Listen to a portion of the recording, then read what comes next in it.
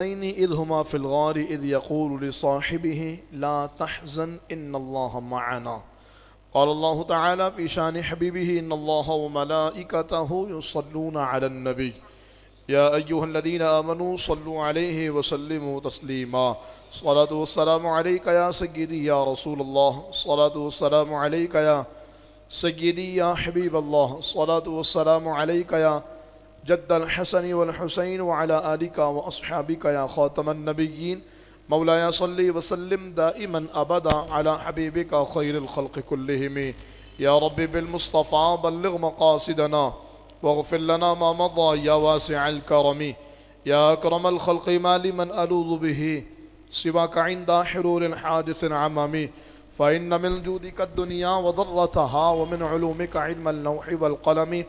ثم الرضا عن أبي بكر وعن عمر وعن علي وعن عثمان ذي الكرم. رب صل وسلم دائما سرمدا على حبيبك خير الخلق كلهم. لي خمسة نطفي بها حر الوباء الحاطمة المصطفى والمرتضى وابنهما والفاطمة. کیا بات رضا اس چمنستان کرم کی، زہرا ہیں کلی جس میں حسین و حسن پھول. مزرعی چشت و بخارا و عراق و اجمیر، کون سی کشت ہے جہاں برسا نہیں جھالا تیرا. نبوی می علوی فصل بطولی گلشن، حسنی پھول اور حسینی ہے مہکنا تیرا. میری قسمت کی قسم کھائیں سگانے بغداد، ہند میں بھی ہوں تو دیتا رہوں پہرا تیرا. راج کے شہر میں کرتے نہیں تیرے خدام، اور باج کے شہر سے لیتا نہیں دریا تیرا. اللہ رب العالمین جل وعلا کی حمد و ثنا اور نبی کریم صاحب ست تکریم باعث تخلیق ارض و سما حضور سرور انبیاء جناب احمد مجتبی محمد مصطفیٰ صلی اللہ علیہ وآلہ وسلم کے دربان گہربار میں ہدیہ درود و سلام عرض کرنے کے بعد، تمام تعریف اللہ جل وحدہ لا شریک کے لیے ہیں جس نے ہمیں اور آپ کو جمعۃ المبارک عطا فرمایا. اور آج کا جمعۃ المبارک 22 جمادی الاخری، اس وقت اللہ رب العالمین کے بندوں میں، کائنات میں انبیاء کرام کے بعد جتنے اولیاء، اغواص، اقطاب، ابدال، حتیٰ کہ اللہ رب العالمین کی بارگاہ میں انبیاء کرام کے بعد جتنے بڑے قلندر بھی اگر آئے تو ان میں جو سب سے بڑے قلندر، سب سے بڑے ولی، سب سے بڑے قطب اور اللہ کے سب سے مقرب بندے کا آج یوم وصال ہے. ہم دیگر اولیاء کرام کے ایام و آراز بڑی عقیدت سے مناتے ہیں اور یہ ہمارے شاعر کا حصہ بھی ہے، ایمان کا تقاضا بھی ہے. لیکن ان تمام اولیاء کے جو سردار ہیں، آج اس سردار اولیاء کا عرس ہے. تو پھر یہ ایمانی غیرت و حمیت سے عاری ہی بندہ ہوگا جو اپنے شیخ، اپنے پیر، اپنے مرشد اور دیگر اولیاء کرام کا ذکر تو کرے کہ جن کی ذکر اور جن کی شان، جن کی عظمت بہت بلند بھی ہو تو بھی ان کی شان و عظمت پر قرآن و حدیث میں کوئی ان کے حوالے سے، ہاں ولی کے حوالے سے تو بات ہوگی لیکن خاص اس ولی کے حوالے سے کوئی سند موجود نہیں. لیکن جس قلندر دوراں اور جس ولیوں کے سردار اولیاء کا آج یوم ہے تو ان کا ذکر اللہ تعالیٰ نے قرآن کریم برہان رشید میں بھی فرمایا. یعنی ان کی صحابیت کا انکار اور ان کی ولایت کا انکار، ان کے مقام و مرتبے سے انکار کرنا، گویا ان کی صحابیت سے جو انکار کرے گا تو علماء نے لکھا کہ وہ کافر ہو جائے گا، کیونکہ قرآن کریم ان کی صحابیت کی گواہی دے رہا.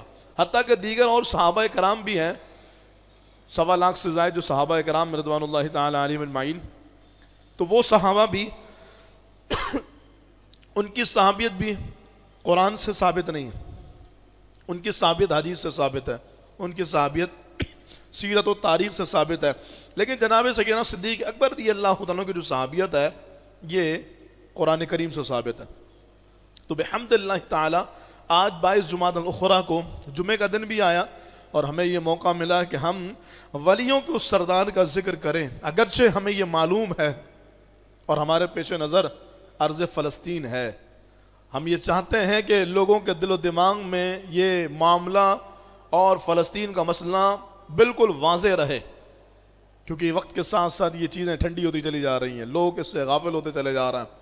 اور پہلے تو ہمیں ایگزیکٹ تعداد کا بھی علم تھا، اور ابھی بھرے مجمع میں بھی اگر پوچھا جائے کہ اس وقت جو آفیشلی فلسطین میں شہید ہونے والوں کی تعداد ہے تو ہمیں نہیں معلوم ہے۔ اس کی وجہ یہی ہے کہ ہم اب اس واقعے کو وقت کے ساتھ ساتھ بھولتے چلے جانا ہے۔ حالانکہ یہ کوئی ایک واقعہ نہیں جو ہو کے ختم ہو گیا، یہ تواتر کے ساتھ یہ سلسلہ چل رہا ہے اور اسرائیل کی شرنگیزیاں جاری ہیں۔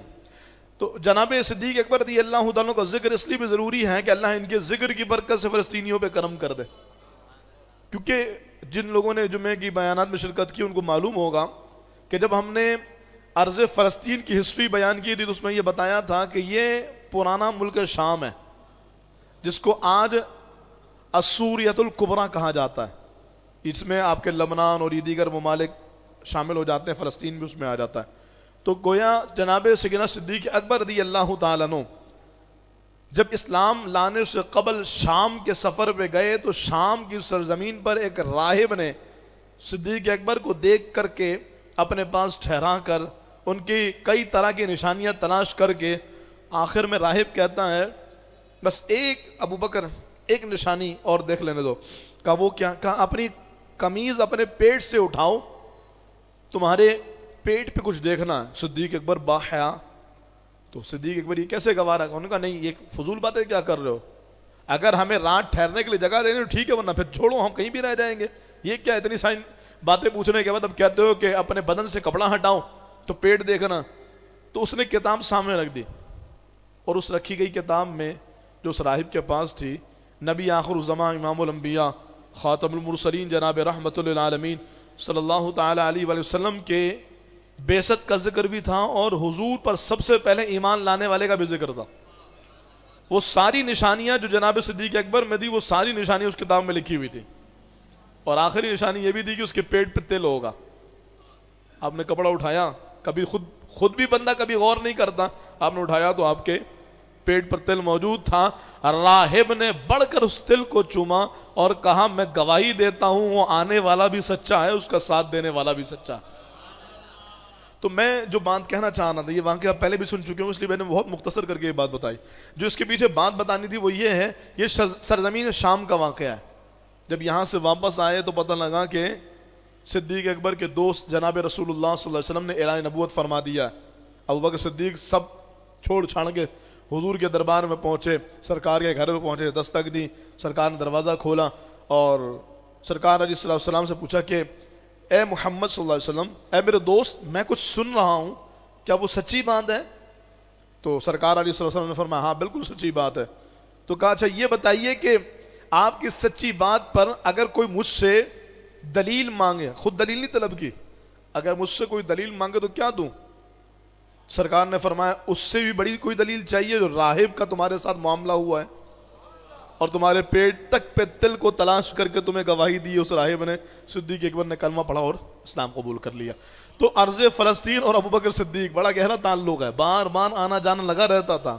سرزمین فلسطین نے کئی بار قدم ابو بکر کا بوسہ لیا ہے، تو ہم رب سے امید کرتے ہیں ذکر سیدنا صدیق اکبر کے صدقے اللہ ان فلسطینیوں پہ کرم فرمائے، اللہ اس قبلہ اول کو آزاد فرمائے، اللہ مسجد اقصیٰ کو پھر سے وہی شاہانہ عروج جو صلاح الدین ایوبی کے دور میں تھا، جو جناب عمر فاروق اعظم کے دور میں تھا، اللہ دوبارہ سے ہمیں عطا فرمائے۔ سرکار دو عالم صلی اللہ علیہ وسلم کی حدیث پاک ہے، حضور علیہ السلام نے فرمایا کہ آج وہ زمانہ ہے، یعنی اپنے زمانے کے بارے میں حضور نے ذکر فرمایا، حضور فرماتے ہیں آج وہ زمانہ ہے کہ اگر کوئی 10% بھی اللہ کے حکام کو چھوڑے گا تباہ ہو جائے گا، اور فرمایا ایک زمانہ وہ آئے گا کہ اگر کوئی 10% بھی دین پر عمل کرے گا کامیاب ہو جائے گا۔ تو محدثین نے لکھا ہے حضور نے جن 10% کو چھوڑنے پر ہلاکت فرمائی وہ زمانہ صحابہ ہے کہ وہ پورا عمل کرتے تھے، حتیٰ کہ جو نابینا صحابی ہیں جب وہ حضور کی بارگاہ میں آئے اور عرض کی یا رسول اللہ مجھے آنکھ سے دکھتا نہیں ہے، تو یا رسول اللہ کیا میں مسجد آ کر کے نماز پڑھوں یا رخصت ہے مجھے؟ فرمایا رخصت ہے۔ وہ جانے لگے، بلایا واپس، ادھر آؤ جی یا رسول اللہ۔ فرمایا آواز سنتے ہو اذان کی؟ کہا جی سنتا ہوں۔ کہا پھر آیا کرو۔ حالانکہ آج کے دور میں اگر کوئی نابینا ہے اور وہ جماعت چھوڑتا ہے تو یہ ترک جماعت کے لیے عذر ہے۔ اس طرح ہزاروں مثالیں میں آپ کے سامنے پیش کروں جن پر صحابہ کرام عمل کرتے تھے اور ہمارے لیے ان میں تخفیف ہے۔ ایسا نہیں کہ فرائض و واجبات میں تخفیف ہے، جو فرض نمازیں ان کے زمانے میں جو تھی وہ آج ہے، جو واجبات ان کے زمانے میں تھے وہ آج ہیں، لیکن وہ چیزیں جن میں ان کے دور میں احکام سخت تھے آج ان میں تخفیف ہے، آج ان میں رعایت ہے، اور پھر سرکار صلی اللہ علیہ وسلم کا وہ فرمان اسی وقت کے لیے ہے کہ اس دور میں اگر کوئی 10% چھوڑے تو برباد ہو جائے، اور آج کے دور میں کوئی 10% پہ عمل کرے، 10% میں کیا؟ فرائض و واجبات، ان پر عمل کرے تو کامیاب ہو جائے۔ تو میں یہ حدیث پاک جب میرے ذہن میں آئی، میں تیاری کر رہا تھا، تو مجھے یہ خیال آیا کہ آج بہت بڑی تعداد یہ ہے جو یہ چاہتی ہے کہ کاش ہم حضور کے زمانے میں پیدا ہوتے، کاش میں دور پیغمبر میں اٹھایا جاتا، پیارے آقا علیہ السلام کے بارگاہ میں عرض کرتے کاش حضور کا زمانہ میں پاتا، میں یوں کرتا یوں کرتا یوں کرتا یوں کرتا۔ لیکن اگر ہم دیکھیں اپنی حالت تو یہ بھی اللہ کا فضل ہے کہ اللہ نے بعد میں پیدا کر کے بھی محبت رسول رکھی ہے۔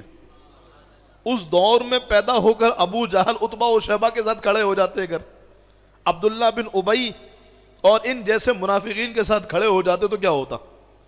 تو اللہ کا کرم ہے کہ اللہ نے اس دور میں پیدا کی، کیونکہ اس دور میں آنے والوں کی ذمہ داریاں بڑی تھی، اور جس کا جتنا بڑا عہدہ اس کی ذمہ داری اتنی سخت، اور جس نے اپنے عہدے کی ذمہ داری کو انجام دیا ہے اللہ نے اسے مقام دیا۔ تو فرمایا سب سے بڑا عہدہ انبیاء کرام کے بعد صدیق اکبر رضی اللہ عنہ، تو صدیق اکبر کی ذمہ داری بھی سب سے بڑی تھی۔ اب دیکھیے نا، ہجرت کی رات رسول اللہ صلی اللہ علیہ وسلم نے اپنی امانت جس کے سپرد کی وہ جناب مولا مرتضی ہے، اور رب کی امانت جس کے سپرد تھی وہ جناب صدیق اکبر ہے۔ حضور نے اپنی امانت مولا مرتضی کو دی، علی صبح دے کر آ جانا، اور رب نے جبرائیل کو بھیج کے کہا محبوب ہجرت کا حکم ہے، چلو ہجرت کے لیے ہجرت مدینہ کرو۔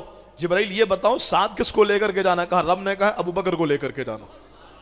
تو ہجرت مدینہ کا حکم، رب کی امانت ابو بکر کے پاس ہے اور مصطفیٰ کی امانت مولا مرتضیٰ کے پاس ہے، اور پھر اس امانت کی حفاظت اور اس امانت کی جو آپ نے اس کی دیکھ ریکھ کی ہے، جو خیال رکھا ہے، لاجواب۔ اگر صرف ہجرت مدینہ کے دوران یہ جو چند دنوں کی آپ کی جہد مسلسل تھی، جب اس کو صرف دیکھ لیا جائے تو سمجھ میں آ جائے کہ دم مس کلندر صدیق دا پہلا نمبر ہے کیوں؟ اللہ تعالیٰ نے یہ مقام جناب ابو بکر صدیق کو عطا کیوں؟ صرف ہجرت کو دیکھ لیا جائے تو، وگرنہ تو دیکھنے کو بہت سارا کچھ ہے۔ صدیق اکبر رضی اللہ تعالیٰ عنہ کی رسول اللہ صلی اللہ علیہ وسلم سے جو دوستی ہے تقریباً 20 سالہ گہری ہے۔ ویسے تو سرکار نے اعلان نبوت 40 سال کی عمر میں فرمایا، ابو بکر کی عمر 38 سال تھی، لیکن مورخین نے لکھا ہے کہ جو گہرے تعلقات بنے تھے حضور کے وہ 20 سالہ پرانے تھے۔ اب اپنے دوستوں کو اپنے ذہن میں لے کر کے آئیے گا، دوستی کبھی بھی کسی ایسے شخص سے نہیں ہوتی کہ جو اسٹیٹس میں ہائی ہو یا اپنے آپ کو ہائی سمجھتا ہوں۔ دوستی ہمیشہ برابری کی بنیاد پہ ہوتی ہے، دوست ہمیشہ دوست کی برابری میں ہوتا ہے، اور اگر کبھی ایسا ہو کہ کوئی دوست کسی دوست کا باس بن جائے، افسر بن جائے، تو پھر یار یہ دیکھو یار میں اس کے انڈر میں کام نہیں کیا، دوست ہے میرا یہ، تو اب کیا میں دوست کو باس بولوں گا؟ یہ اچھا لگتا ہے کہ دوست کو باس بولوں میں؟ اب یہ مجھے بولے گا یہ کام کرو، اب اپنا دوست ہے میں تو اس کو بول دوں گا جا نہیں کر رہا، تو دوستی میں تو یہ چلتا ہے۔ لیکن وہ جب باس بن گیا تو کئی بار ایسے میری سامنے بھی چیزیں آئی ہیں کہ لوگوں نے جاب چھوڑ دی کہ یار اب اس کو میں اپنے دوست کو 10 سال پرانی دوستی ہے اس کو میں باس کیسے مان لوں؟ صدیق اکبر رضی اللہ تعالیٰ عنہ کی رفاقت جو حضور کے ساتھ ہے وہ 20 سال کی ہے۔ شام کے سفر تک صدیق اکبر اور حضور دوست کی حیثیت سے ملک شام سے واپس آئے، پتہ لگا اعلان نبوت کر لیا ہے، حضور کے سامنے ہے جو واقعہ میں نے بیان کیا ابھی آپ کے سامنے، سرکار نے کہا ابو بکر نے کلمہ پڑھ لیا۔ اب کیا ہوا؟ دوستی کی بنیاد پہ ایک تعلق تھا، سرکار علیہ السلام آقا بن گئے، صدیق اکبر غلام بن گئے۔ لیکن کمال یہ ہے کہ صدیق اکبر نے زندگی کی آخری سانس تک اس آقا اور غلام کے تعلق کو نبھایا ہے، یہ کمال صدیق اکبر ہے۔ دنیا کی تاریخ میں کہیں ایسی مثال نہیں ملتی، آپس میں ٹٹول لیجئے، گرد و پیش پہ دیکھ لیجئے، یا اکابرین اور پیچھے گزر جانے والے لوگوں میں دیکھ لیجئے کہ ایک بندہ دوسرے بندے کا دوست ہو اور پھر دوست آقا بن جائے اور دوسرا دوست غلام بن جائے، اور جو غلام ہو وہ بخوشی وہ ساری غلامی کو قبول کرے۔ ایسے ہی مثالیں سے ایسی مثال اور ایسا جو موقع ہے وہ جس سے جناب سیدنا صدیق اکبر رضی اللہ تعالیٰ عنہ کی زندگی سے اور آپ کے انداز سے ہی معلوم ہوتا ہے۔ صدیق اکبر کوئی جذباتی نوجوان نہیں تھے کہ جذبات میں فیصلہ کر لیا، حضور کو مان لیا، بس ٹھیک ہے جوانی کا جوش ہے اب میں مان کے دکھاؤں گا، نہیں۔ صدیق اکبر ایک سمجھدار، بردبار، سلجھے ہوئے اور انتہائی مشہور اور ماہر تاجر تھے. اور آپ کو پتہ ہے بزنس مین جو ہوتا ہے نا، اس نے گھاٹ گھاٹ کا پانی پیا ہوتا ہے. دنیا کے لوگوں کو بیوقوف بنایا جاتا ہے. سب سے مشکل کام کسی مشہور یعنی کامیاب بزنس مین کو بیوقوف بنانا ہے. بزنس مین ہر جہت سے چیزوں کو دیکھتا ہے. تو ایسے بزنس مین کہ جو عرب و عجم میں مشہور ہو، اس بزنس مین نے کسی کو اپنا آقا مان لیا اور خود کو ان کا غلام کہہ دیا.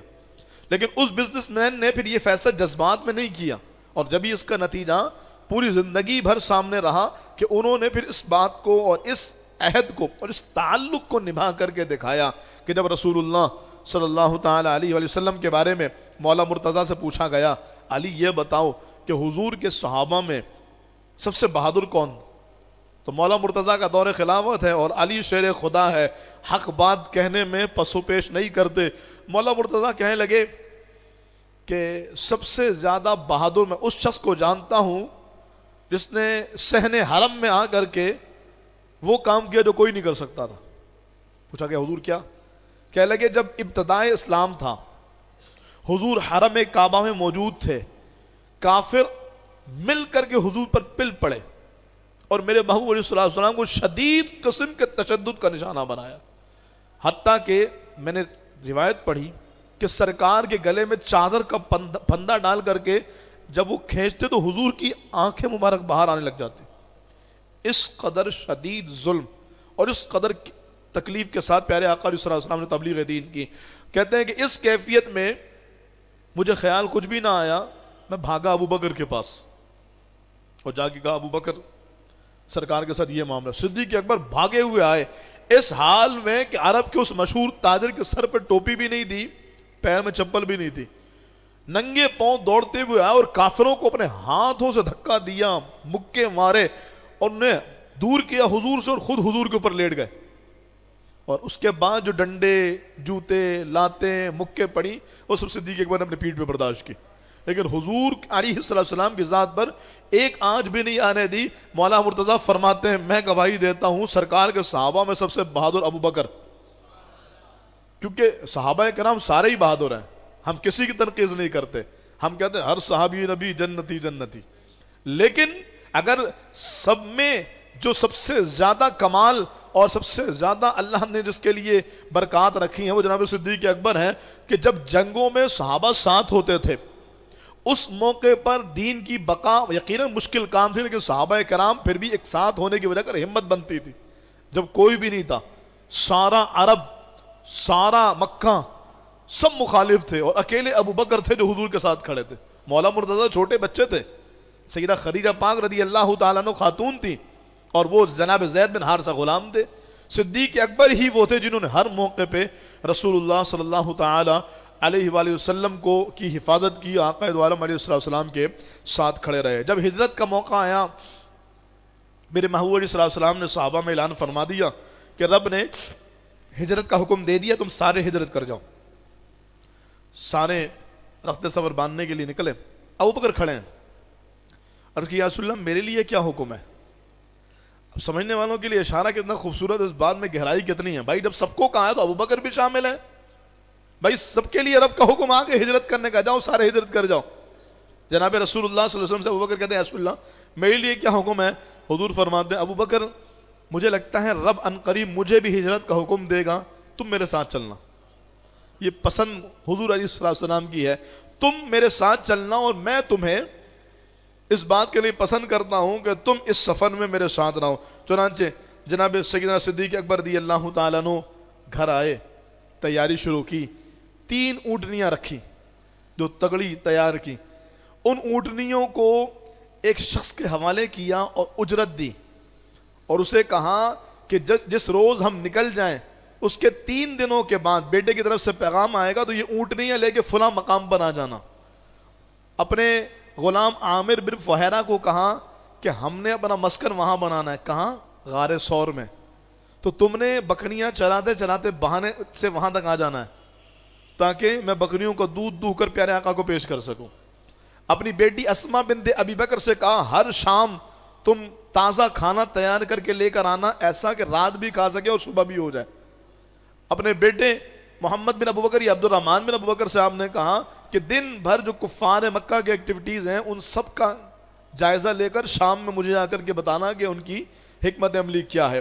اب دن گزرتے گئے، ابوبکر نے تیاری مکمل کر لی، اللہ اکبر، رات کے وقت حضور کو حکم آ گیا، محبوب بسترے پر مولا علی کو لٹاؤ اور خود روانہ ہو جاؤ۔ تو میرے محبوب علیہ الصلوۃ والسلام نے مولا مشکل کشا کو بسترے پر لٹایا، امانت سپرد کی اور کافروں کے درمیان سے نکل کر صدیق اکبر کے گھر گئے۔ جو گئے ہیں مکہ پاک تو وہ جانتے ہیں ڈسٹنس کتنا ہے، ایسا نہیں کہ نکلے اور پہنچ گئے، ڈسٹنس تھا دونوں گھروں کے درمیان میں۔ آج بھی اس کی نشانیاں موجود ہیں نا کہ حضور کا گھر کہاں تھا اور جناب صدیق اکبر کا گھر کہاں تھا، درمیان میں فاصلہ ہے اور پھر پہاڑیاں تھیں۔ تو جناب صدیق اکبر کے گھر سرکار پہنچے، ابھی دستک دی نہیں تھی کہ دروازہ کھل گیا۔ ابوبکر کھڑے ہیں، کہا ابوبکر کیا ہوا؟ کہا یا رسول اللہ چلیں؟ کہا کہاں؟ کہا ہجرت کا حکم آ گیا نا۔ کہا تمہیں کیسے پتا ہجرت کا حکم آ گیا؟ کہا یا رسول اللہ خدا کی قسم جس دن سے آپ نے کہا ہے کہ ابوبکر ہجرت کا حکم آئے گا میں تمہیں ساتھ لے کے چلوں گا، اس میں سے کوئی ایک رات ایسی آئی نہیں جب ابوبکر سو گیا ہو۔ روز سامان باندھ کر سر راہ گیٹ پہ کھڑا رہتا، اب محبوب آ جائیں تو محبوب کو تکلیف نہ ہو، اب محبوب آئے تو محبوب کو اذیت نہ ہو۔ ان باتوں کو مبالغہ آرائی پر معمول مت کیجئے گا، ان باتوں کو حقیقت پر معمول کیجئے۔ نہ ایسا غلام کہیں ہے نہ ایسا آقا کہیں ہے۔ پھر سرکار نے جو نوازا تو پھر لوگوں کو تکلیف نہیں ہونی چاہیے۔ ان جو نوازشات ہیں، یہ جو انعامات و اکرامات ہیں، یہ جو افضل البشر بعد الانبیاء ہیں، یہ جو تمام اولیاء کے سردار ہیں، یہ جو مزار میں حضور کے ساتھ ہیں، جو حضور فرماتے دنیا میں میرے دو وزیر ہیں ابو بکر و عمر، جو سرکار نے فرمایا قیامت جب قائم ہوگی سور پھونکا جائے گا، سب سے پہلے میں اپنی قبر انور سے نکلوں گا، دائیں ہاتھ میں ابو بکر کا ہاتھ ہوگا، بائیں ہاتھ میں جناب عمر کا ہاتھ ہوگا۔ یہ ساری فضیلتیں یوں ہی نہیں ملی، ان لوگوں نے بڑے بڑے امتحانات میں ثابت قدمی دکھائی ہے، جن کا سوچ کر کے بڑے بڑے جگر والوں کے دل پگھل جائیں اور جن کے کلیجے منہ کو آ جائیں، اس موقع پر صدیق اکبر نے حضور سے وفاداری دکھائی ہے، پیارے آقا علیہ السلام سے اپنی محبت و عقیدت کو ثبوت دیا۔ اب جناب صدیق اکبر رضی اللہ تعالیٰ عنہ نکلتے ہیں حضور علیہ السلام کے ساتھ، اور یہ سفر پھر پیدل ہوتا ہے۔ میں بتا چکا ہوں اونٹنیوں کو آپ نے مخصوص راستے پر بھیجا تھا کسی بندے کے ساتھ تاکہ راہ بدل کر کے نکلیں، اور ادھر آپ سرکار کو لے کر رات کے اندھیرے میں پیدل نکلے۔ اب جب اس پہاڑ کے پاس پہنچے جس پہاڑ کے اوپر موجود غار کا ذکر قرآن میں بھی ہے، اذ ہما فی الغار، جب وہ دونوں غار میں تھے، یہ وہ عظیم غار غار ثور ہے کہ جس کا ذکر اللہ تعالیٰ نے قرآن کریم میں فرمایا۔ اور اللہ آپ کو لے کر کے جائے، میں بار بار یہ دعا کرتا ہوں، جب غار ثور چڑھ رہے ہوتے ہیں تو اس بار ہمت ٹوٹ گئی تھی ہماری، جب ہم گئے تھے تو بہت تھکاوٹ بھی تھی، طبیعت بھی خراب تھی۔ جب آدھا غار ثور چڑھ گئے نا تو مطلب پہاڑ، تو ہمت جواب دے گئی، تو پھر ہم نے گلی گلی نگر نگر ابو بکر مصطفیٰ کا ہم سفر ابو بکر واہ واہ صدیق اکبر، واہ واہ صدیق اکبر، خدا کی قسم یہ نعرے لگا لگا کر ہم نے سفر طے کیا۔ وجہ اس کی یہ تھی کہ ایک ایک قدم صدیق اکبر کے ایمان کی اور صدیق اکبر کی حقانیت اور وفاداری مصطفیٰ کی گواہی دے رہا تھا۔ اتنی اللہ یا رسول اللہ، اس قدر کٹھن راستے آج کے دور میں، اور اس وقت صدیق اکبر کی کیفیت کیا تھی؟ سرکار صدیق اکبر رضی اللہ عنہ کے بارے میں مورخین نے لکھا، صدیق اکبر جب وہاں تک پہنچے پہاڑ کے کنارے، جب پہاڑ پر چڑھنے کی تیاری تھی تو صدیق اکبر رضی اللہ تعالیٰ عنہ نے دیکھا کہ قدم مصطفیٰ سوج رہے ہیں۔ سرکار نازک نازنین ماہ جبیں پیارے آقا کے قدم مبارک سوجنے لگے۔ صدیق اکبر نے عرض کیا رسول اللہ اگر ایک اجازت ہو تو ایک کام کروں؟ فرمایا کرو ابو بکر۔ کہا یا رسول اللہ آپ میرے کاندھے پہ سوار ہو جائیں۔ ابو بکر آپ کو کاندھے پہ لے کے چڑھے گا۔ میں کہتا ہوں اس معاملے میں دنیا کی کوئی ایک کتاب بھی ایسی نہیں ہے جو اسلام کے ماننے والوں کی طرف سے لکھی گئی ہو اور صدیق اکبر کی یہ بات نہ لکھی گئی ہو کہ ابو بکر حضور کو اپنے کاندھے پر لے کر چڑھے۔ میں نے بڑے بڑے لوگوں کے ذکر سنے، بڑے بڑے لوگوں کی باتیں سنی۔ آج بھی ہم دیکھتے ہیں لوگ حج اور عمرے کے لیے جاتے ہیں تو اپنے والدین کو لے کے جاتے ہیں ویل چیئر پہ، اور وہاں پریشان بھی ہوتے ہیں، بڑی آزمائش بھی ہوتی ہے۔ سعادت مند ہے جنہیں اللہ تعالیٰ یہ موقع دیتا ہے کہ اپنے والدین کو حج کرائیں، اپنے والدین کو عمرہ کرائیں اور اپنے ویل چیئر پہ بٹھا کر انہیں طواف کرائیں، سعی کرائیں۔ بڑی مشقتیں بھی آتی ہیں لیکن اس کا اجر بھی بہت زیادہ ہے۔ لیکن میں نے آج تک نہ کہیں پڑھا نہ کہیں سنا کہ کسی بچے نے اپنی ماں کو یا اپنے باپ کو کاندھے پہ بیٹھا کے غار ثور تک پہنچایا ہو۔ ماں اچھا غار ہرا جانا، آؤ تم میرے کاندھے پہ چڑھو میں تمہیں لے کے جاتا ہوں، آؤ تمہیں غار سور جانا میرے کاندھے پہ بیٹھو میں تمہیں لے کے جاتا ہوں۔ میں نے کہیں بھی نہیں پڑھا، 1500 سالہ اسلام کی تاریخ خاموش ہے، کسی میں وہ طاقت، وہ جذبہ اور وہ ہمت نہ رہی جو وہ ہمت اللہ نے صدیق اکبر کو عطا فرمائی تھی۔ کہ یا رسول اللہ آپ میرے کاندھے پہ سوار ہوئیے، ابو بکر آپ کو لے کر کے چلے گا۔ سرکار ابو بکر کے کاندھے پر، اور مورخین نے لکھا کہ ابو بکر جب چڑھ رہے ہیں تو اب آپ پورے پنجے نہیں رکھ رہے، کیونکہ پہلے کے دور میں نشانی پتہ کرنے کا طریقہ قدموں کے نشان ہوتے تھے۔ صدیق اکبر پنجوں کے بل چلتے ہیں اور ہر بار پنجہ رکھ کر اپنے پنجوں کو موڑ دیتے ہیں تاکہ پنجے کا نشان بھی مٹ جائے کہ کوئی اوپر گیا ہے۔ ہر بار پنجہ رکھ کے پنجوں کا نشان موڑ دیتے ہیں۔ آپ جائیں اور ایمان صدیق اکبر آپ کو وہاں نظر نہ آیا، ایسا ممکن ہی نہیں ہے۔ سانسیں ایسی بے ترتیب ہوتی ہیں۔ اس بار غار ثور چڑھنے میں تقریباً ہم 17 مرتبہ بیٹھے ہوں گے، پانی کی بوتلیں ساتھ ہیں، ہوا چل رہی ہے، اطمینان کا ماحول ہے، پورا گروپ ساتھ ہے، بہت آسانی ہے۔ اس کے باوجود کیفیت یہ ہے، لیکن آج ایک میں نے کتاب پڑھی، اس میں صدیق اکبر کے حوالے سے مورخ نے لکھا کہ صدیق اکبر حضور کو لے کے جو چلنا شروع ہوئے تو کہا غار کے دہانے پر جا کر رکے، درمیان میں کہیں نہیں رکے۔ عقل محو ہے، عقل تو میں بھی دیکھوں گا، مجھے یہ بتا دیجئے کہ وہ کہاں پر آئیں گے۔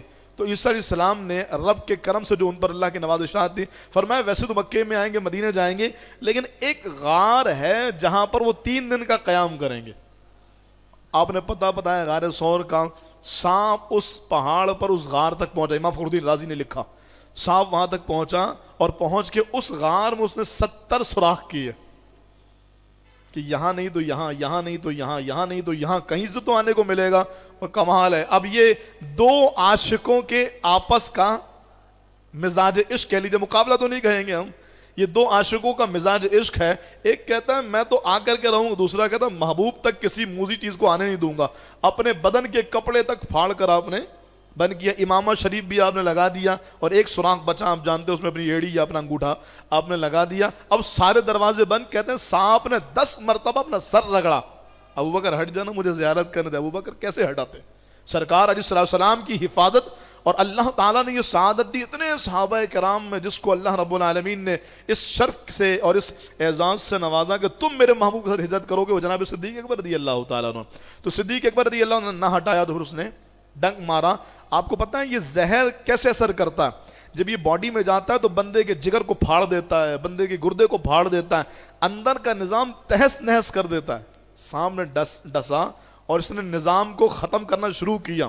صدیق اکبر کے بدن میں حرارت پیدا ہوئی، اور اس حرارت کی وجہ سے آنکھوں سے آنسو گرے، اور سرکار علیہ السلام کے چہرے پر گرے، حضور کی آنکھیں کھلی۔ کیا ہوا ابو بکر؟ سانپ نے ڈسا یا رسول اللہ۔ ہٹاؤ پیر، سانپ آیا، اس نے ماجرا بیان کیا، میرے محبوب نے لعاب دہن لگایا، سانپ کے کانٹے کا اثر فوراً جاتا رہا۔ لیکن یہ بات اتنی آسان نہیں ہے، اللہ نہ کرے یہاں بیٹھے بیٹھے آپ میں سے کسی کے پیر میں چوٹی کاٹ لیں، تو میں نے بیان میں کیا کہا توجہ نہیں ہوگی، وہ بہت زور سے کاٹا یار۔ صدیق اکبر کو سانپ نے 10 مرتبہ کاٹا، لیکن اور یہ میں محتاط ہو کے کہہ رہا ہوں، ورنہ لکھنے والوں 70 مرتبہ کا ذکر بھی کیا، میں کہوں تو پھر سوشل میڈیا کا دور ہے، کوئی کسی کو کاٹ کے یہ دیکھو یار یہ کیسی، تو جو محتاط قول ہے میں اس کو لے رہا ہوں کہ 10 مرتبہ سامنے ڈنک مارا، لیکن جناب صدیق اکبر نے ایک بار بھی پیر نہیں ہٹایا۔ وہ تو آنسو جگر کی گرمی کی وجہ کر باہر نکلے ہیں، سرکار کے رخسان مبارک پر بے اختیار گر پڑے، یا سرکار کے رخسان مبارک کا بوسہ لینے کے لیے گر پڑے۔ تو اس موقع پر حضور علیہ السلام نے آنکھیں کھول کے فرمایا ابو بکر کیا ہوا؟ تو جناب صدیق اکبر کا انداز محبت دیکھیے، ایک طرف چونٹی کاٹے تو ہم غافل ہو جائیں، اور ایک طرف سانپ ڈستا رہے، اور صدیق اکبر جم کر کے اپنے محبوب کی حفاظت کے لیے کھڑے رہے، اپنے محبوب کی محبت میں کھڑے رہے۔ اب اس دور میں جب ایسا ہو گیا، سرکار غار میں آرام فرما ہے، صدیق اکبر بھی ہیں 3 دنوں تک، اس موقع پر سرکار صدیق اکبر کے جو غلام عامر بن فہیرہ، وہ بکریوں کو چراتے چراتے وہاں تک لے کر آتے اور دودھ حضور علیہ السلام کو پیش کیا۔ لکھنے والوں نے خوبصورت بات لکھی، آج لوگ ہم سے عجیب و غریب باتیں کرتے سنائی دیں، جی ابو بکر کی افضلیت کہاں سے، جی ابو بکر کی صحابیت کہاں سے، لوگ کلام ایسے ایسے کرتے ہیں کہ حیرت اور افسوس ہوتا ہے لوگوں کی سوچوں پر۔ یعنی اگر صدیق اکبر کی افضلیت اور صدیق اکبر کا مقام ثابت نہیں ہوا تو پھر کس کا ثابت ہوگا؟ جس کی صحابیت قرآن سے ثابت ہے، جس صدیق اکبر یوں وہ عجیب عجیب الفاظ، عجیب عجیب جملے میں بول بھی نہیں سکتا جس طرح کی باتیں کی جاتی ہیں، حالانکہ ہم یہ کہتے ہیں کہ یہ تو وہ زبان تھی جن پر امت ہمیشہ متفق رہی ہے. ان ہستیوں میں تو کبھی کلام ہی نہیں ہوا. ہم نے بھی اپنے بچپن میں کبھی نہیں سنا کوئی جناب ابوبکر کو برا بول رہا ہو، کوئی جناب عمر عثمان علی کو برا کہہ رہا ہو. لیکن آج کے دور میں اتنا پرفتن دور ہے، یہ قرب قیامت کی علامت ہے کہ وہ جو اپنے آپ کو صحیح العقیدہ سنی بھی کہہ رہا ہے وہ ابوبکر پر زبان کھول رہا ہے. تو پیارے محبوب علیہ السلام نے اس کے متعلق تو پہلے بتا دیا تھا کہ جب بھی تمہیں کوئی ایسا نظر آئے نا جو میرے صحابہ کو برا بولے، تم کہو لعنت ہو تمہارے اس جملے پر، تمہارے اس شر پر خدا کی لعنت ہو، اور ایسے سے اپنے آپ کو بچاؤ. حضور نے پہلے امت کو پیمانہ نہیں، دیکھوں سنتا ہوں بول کیا رہا ہے. یار حوالے دیتا ہے، ریفرنس کوٹ کرتا ہے، حدیث کے نمبر بتاتا ہے. نے کہا سب ایک طرف اور حضور کا فرمان ایک طرف. یہ صحیح حدیث بتا رہا ہوں. اگر تمہیں کوئی میرے بعد میرے صحابہ کو گالیاں دیتا، یہ گالی نہیں ہے کہ صدیق اکبر کو کہا جائے کہ صدیق اکبر صحابی نہیں ہے. معاذ اللہ، صحابہ کرام کے بعد اتنے کے پاس اور صحابہ کرام کے بارے میں ایسے گھنونے عقیدے بیان کیے جاتے ہیں کہ روح کانپ جاتی ہے. تو اس سے بڑھ کر گالی اور کیا ہوگی؟ صدیق اکبر کی افضلیت کا انکار. یعنی جس صدیق اکبر کے پیچھے مولا مرتضیٰ کھڑے ہو کے نماز پڑھیں، اس صدیق اکبر کو امام ماننے کو تیار نہیں، تو علی والا کیسے ہو گیا؟ جب تو مولا کائنات مولا مشکل کشا کے امام کو نہیں مانے تو علی والا بھی نہیں ہے، کیونکہ علی نے جس کو اپنا امام مانا اس کی اقتداء میں نماز پڑھی. تو صدیق اکبر کے بارے میں اس طرح کے جملے جو بولتے ہیں حیرت ہوتی ہے، حالانکہ اللہ نے ان کو کتنا بڑا مقام دیا. تو یہ اصول یاد رکھیے گا کہ جس نے بھی صحابہ کرام کے بارے میں برا بولا، اس کی بات کو سننے کے بجائے کہا تمہارے شر پہ خدا کی لعنت ہو، اور خود کو ان سے بچایا جائے، کیونکہ یہ وہ ذوات ہیں جنہیں اللہ نے وہ شان دی. کسی شاعر نے خوبصورت بات کہی، کہتے ہیں سرکار کا دربار نہیں دیکھ رہے کیا؟ سرکار کا دربار، ابوبکر کون ہے کہ سرکار کا دربار نہیں دیکھ رہے کیا؟ اور دربار میں دو یار نہیں دیکھ رہے کیا؟ انسان کا بدن جس مٹی سے تیار ہوتا ہے وہی اس کی تدفین ہوتی ہے، اور ابوبکر و عمر کا بدن اسی مٹی سے تیار ہوا جس مٹی سے خمیر مصطفیٰ تیار ہوا. اللہ اکبر. اور جس مٹی سے خمیر مصطفیٰ تیار ہوا اس کے بارے میں امت کا اجماع ہے کہ وہ مٹی کا حصہ، زمین کا ٹکڑا عرش معلیٰ سے بھی اعلیٰ. تو ابوبکر عمر کون ہے کہ سرکار کا دربار نہیں دیکھ رہے کیا؟ اور دربار میں دو یار نہیں دیکھ رہے کیا؟ دنیا کے سب معیار تو تم دیکھ رہے ہو، یہ کہہ رہا ہے، وہ کہہ رہا ہے، وہ ریفرنس دکھا رہا ہے، وہ حدیث دکھا رہا ہے، وہ فلاں دکھا، دنیا کے سب معیار تو تم دیکھ رہے ہو، ارے اللہ کا معیار نہیں دیکھ رہے کیا؟ ہجرت کی رات بسترے پر لیٹنے والا مولا علی اور ساتھ جانے والا ابو بکر، اور ہجرت کے لیے سینہ چوڑا کر کے کہنے والا کسی کو اپنی بیوی کو بیوہ کرانا ہو، بچوں کو یتیم کرانا، تو آئے عمر کو روک لو، عمر ہجرت کرنے جا رہا ہے. دنیا کا معیار تو تم دیکھ رہے ہو، اللہ کا معیار نہیں دیکھ رہے کیا؟ کہتے ہو کہ قرآن میں ابو بکر کہاں ہے؟ کہتے ہو کہ قرآن میں ابو بکر کہاں ہے؟ وہ آیت فی الغار نہیں دیکھ رہے کیا؟ ثانی اثنین اذ ہما فی الغار اذ یقول لصاحبہ لا تحزن ان اللہ معنا.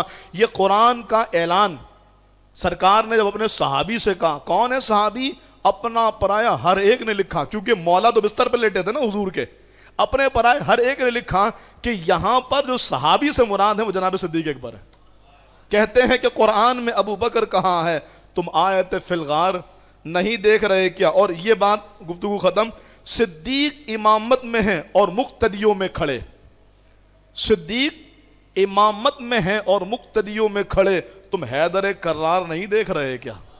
جناب مولا مرتضیٰ جس کو امام مان لے تو بات ختم نہ. پھر علی ہیں اس کے دشمن اور وہ دشمن علی کا ہے جو دشمن عقل کا دشمن ہوا صدیق اکبر کا. ہوئے فاروق و عثمان و علی جب داخل بیعت بنا فخر سلاسل. سلسلہ صدیق اکبر کا بیاں ہو کس زباں سے، مرتبہ صدیق اکبر کا ہے یار غار محبوب خدا. صدیق اکبر کا عقیدتوں کا خراج پیش کیجیے، اپنے بچوں کو بتائیے کون ابو بکر. مجھے کل بڑی خوشی ہوئی، ہماری بخاری مسجد میں محفل تھی، میں نے پوچھا ابو بکر کا نام کیا ہے؟ تو ہمارے بڑے خاموش تھے اور ہمارے سارے بچوں نے ہاتھ اٹھا لیا. میں نے کہا یہ نور بخاری کا فیضان بخاری ہے بھائی. معصوم شاہ بخاری کے عرس والے دن فیضان معصوم شاہ بخاری تھا. سب بچوں کو نام معلوم تھا. کیا نام ہے جناب صدیق اکبر کا؟ عبداللہ. کیا نام ہے بولیے؟ اپنے بچوں کو سبق پڑھائیے. دعوت اسلامی کی ایک بڑی ضخیم کتاب فیضان صدیق اکبر کے عنوان سے، وہ خریدیے مکتبۃ المدینہ کی، اس کا مطالعہ کیجئے، بہت سارے گوشے آپ پر آشکار ہوں گے. عاشق اکبر کے نام سے ایک چھوٹا سا رسالہ آتا ہے، اپنے بچوں کو کم از کم وہ سنائیے. اس دور میں الحمدللہ ہم دیکھتے ہیں، ہمیں نہیں معلوم تھا کہ ابوبکر کی یہ شان و عظمت ہے، لیکن ہمارے والدین نے گھٹی میں یہ محبتیں پلا دی تھی، تو بڑے ہوئے تو یہ چیزیں راسخ ہو چکی تھی. آج کا دور ایسا ہے، اپنے بچوں کے بنیادوں میں ان کی سرشت میں یہ بات داخل کیجئے کہ صدیق اکبر کون ہے، تاکہ آنے والے دور میں ایمان و عقیدے کے لٹیرے ہمارے بچوں کا ایمان برباد نہ کر سکے. اللہ صدیق اکبر کے یوم کے صدقے ہم سب کے ایمان و عقیدے کی حفاظت فرمائے. جو بھٹک گئے اللہ سب کو ہدایت عطا فرمائے. اور اللہ تعالیٰ صدیق اکبر کے قدوم میں مدد لزوم کے صدقے سرزمین فلسطین کی مدد فرمائے، مسجد اقصیٰ کو آزاد فرمائے، مجاہدین کو غلبہ عطا فرمائے. عافیہ صدیقی سمیت تمام تر جو قید و بند کی صعوبتوں میں مسلمان بہن بھائی ہیں، اللہ عزتوں والی رہائی عطا فرمائے. آمین بجاہ النبی الامین وما علیہ الا البلاغ.